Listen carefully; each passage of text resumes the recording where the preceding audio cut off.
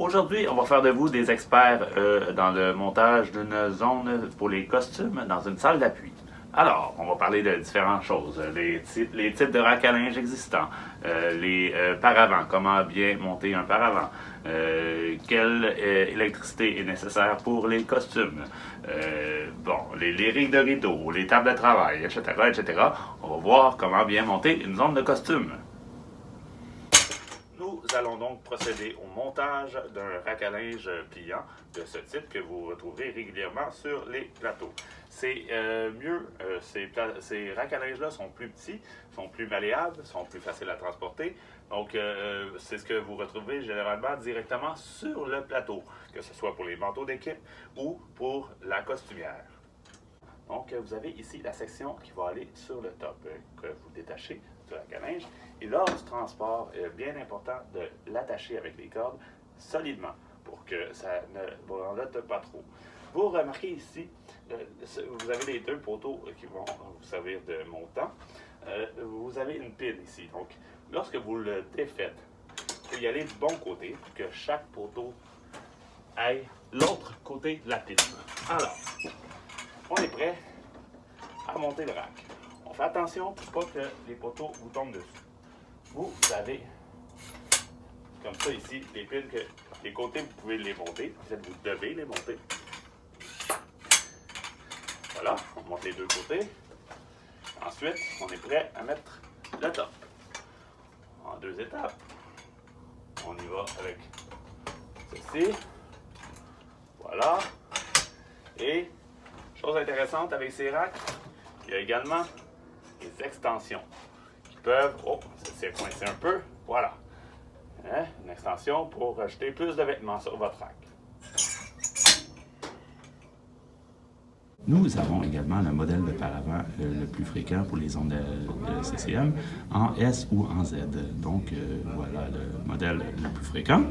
Et ce sont les modèles sur lesquels vous pouvez mettre des planches au plancher qui vous permettront de mettre des caisses de plastique par-dessus. Faites à noter, certains modèles de rack à linge viendront avec des poteaux pour faire les côtés et le dessus en 3 sections indépendantes. À ce moment-là, vous aurez besoin d'un Allen key du bon format et que vous ne devrez jamais perdre pour serrer les vis pour relier vos 3 poteaux ensemble. J'ai fait une légère erreur, pardonnez-moi. Lorsque je vous ai montré le modèle en S ou en Z, j'ai dit le mot paravent. Bien sûr, on ne se mélange pas. C'était un rack à linge. Ha! Nous allons procéder au montage d'un paravent en bonne et due forme. La première étape est de mettre du tapis au plancher dans la zone où vos paravents seront situés. Pourquoi on met du tapis? Il y a une raison bien simple à ça. Il faut penser aux pieds des gens qui vont se changer par la suite dans le paravent. Le plancher peut être en béton ou en bois et c'est toujours désagréable de se retrouver nu-bas sur un plancher sans tapis. Alors, on met du tapis. Ensuite, on est prêt pour notre paravent. On les voit. Il y a des paravents en 3 sections ou en 4 sections. Notre paravent. On y va. Alors, je vous reviens. Je suis de retour. J'ai eu de la visite au camion et bien sûr, mon travail prime sur l'enregistrement des chroniques. Alors, on a déployé le paravent qui est ici en 3 sections. D'abord, bien sûr, vous devez choisir une zone qui est un mur complet. Il n'y a pas de fenêtre à l'arrière. On doit penser que personne ne doit voir les gens qui s'échangent. De la même façon, les craques entre les panneaux du paravent doivent être recouvertes, que ce soit ici par un caoutchouc. Certains endroits, c'est des tissus avec des velcro qu'on installe sur les côtés, ou sinon, tout simplement, du tape. Ensuite, dans votre paravent, qu'est-ce qu'on ajoute? On a le tapis, le paravent. Vous devez vous assurer d'avoir un crochet pour accrocher les vêtements. Et la dernière étape est simple. On met une chaise Samsonite à l'intérieur.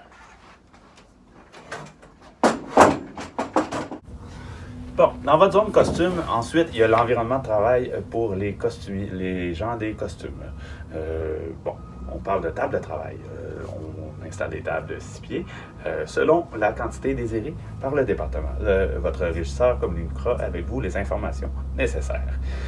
Parfois, vous avez également besoin d'installer des rigues de rideaux pour faire de plus grandes loges lorsque vous avez des plus grandes quantités de figuration. Donc, différents types de rigues de rideaux existent. Normalement, vous avez des bases avec des poteaux, des montants, des pôles pour le dessus et des rideaux que vous installez sur les pôles.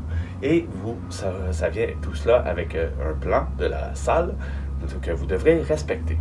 Ensuite, on parle de ne jamais oublier d'installer des poubelles et du périssable à vos gens des costumes. Il n'y a pas seulement les gens des CCM, de la coiffure et du maquillage qui ont besoin de périssables, les gens des costumes aussi aiment se moucher. Pour terminer, on va jaser un petit peu de l'électricité qui est nécessaire dans la zone des costumes. Qu'est-ce que les gens des costumes vont vouloir brancher? On parle de steamer, fer à friser, power bar pour les chargeurs de téléphone. Alors, vous devez vous assurer d'avoir assez d'électricité selon les besoins. Il n'y a pas des fers à repasser là, à chaque endroit, mais lorsque c'est nécessaire, il faut vous brancher sur des circuits différents afin d'éviter que ça saute. Voilà, on a pas mal fait le tour pour la zone des costumes. Nous verrons également prochainement l'ensemble de la salle d'appui pour voir tous les éléments nécessaires. Sur ce, bonne journée.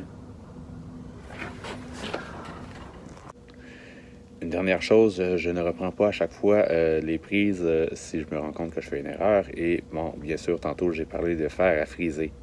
Vous aurez deviné que je parlais de fer à repasser.